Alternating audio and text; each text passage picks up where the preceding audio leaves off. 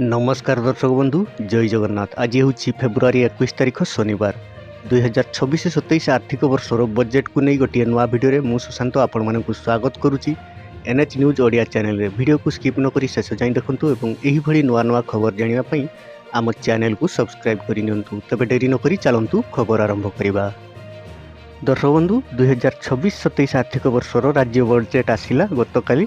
लोकों सरकार रे स्वास्थ्य, शिक्षा, महिला और कृषि को फोकस 2026-27 आर्थिक वर्ष पर 3,10,000 कोटी टंकार बजेट उपस्थापन कले मुख्यमंत्री। एथर बजेट रे अनेक पदक्षेप नहीं राज्य सरकार। प्रतिष्ठा हेबो 5टी मेडिकल कॉलेज और 5टी हॉस्पिटल रे खोलिबो बोर्न यूनिट। 1,55,000 कोटी टंका छुईबो ऋण परिमाण। नवीन कहिले full menu and empty kitchen. एथर बजेट रे पंचायत निर्वाचन को नजर रखी पंचायत राज विभाग को सर्वाधिक 34,166 कोटी टंका व्ययबराद करिसेंती सरकार। एथि सहित 16टी नुआ योजनार शुभारंभ करिसेंती मोहन सरकार। सेही बड़ी विकसित ओडिशा मिशन 2036 को दृष्टि रे रखी अनेक योजना घोषणा करिसेंती मुख्यमंत्री।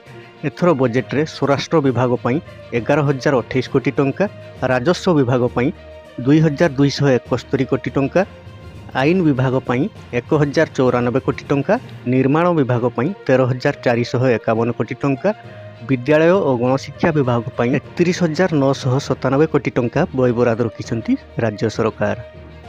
सेही भली अनुसूचित जाति एवं जनजाति विभाग पई 6,649 कोटी टंका, स्वास्थ्य और परिवार कल्याण विभाग को 23,182 कोटी टंका, गृह निर्माण और नगर उन्नयन विभाग को 10,567 कोटी टंका।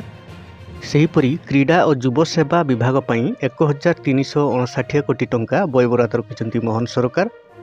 योजना संयोजना विभाग पई 3,447 कोटी टंका, शिल्प विभाग पई 1,207 कोटी टंका, जल संपद विभाग पई 16,488 कोटी टंका, परिवहन विभाग पई 4,079 कोटी टंका, जंगल और परिवेश सुरक्षा विभाग पई 1,906 कोटी टंका व्ययबराद रखिसंती मोहन सरकार। सेही भली कृषि और कृषक सशक्तिकरण विभाग को 14,709 कोटी टंका, जोगाण और खाउटी कल्याण विभाग को 1,538 कोटी टंका व्ययबराद होईछि। ग्राम उन्नयन विभाग को 10,204 कोटी टंका, महिला और शिशु विभाग को 16,152 कोटी टंका व्ययबराद रखिसंती। सेही भली 16टी नुआ योजना पई पदक्षेप नैछंती मोहन सरकार। आपण माने जानिथिबे गोटे नुआ योजना VBG रामजी पई 5,575 कोटी टंका व्ययबराद रखिसंती। समृद्ध अंगनवाड़ी योजना रे 635 कोटी टंका, मॉडल मंडी बाबद को 100 कोटी टंका, मुख्यमंत्री स्मार्ट सिटी मिशन को 100 कोटी टंका। सेही भली रेयर यार्थ कॉरिडोर पई 10 कोटी टंका, विच्छिन्नांचल को जोगाजोग पई 1,000 कोटी टंका, डालखाई पई 220 कोटी टंका व्ययबराद रखिसंती राज्य सरकार। तो दर्शक बंधु ये थिला 2026-27 आर्थिक वर्ष पई मोहन सरकार आनिथिबा बजेट।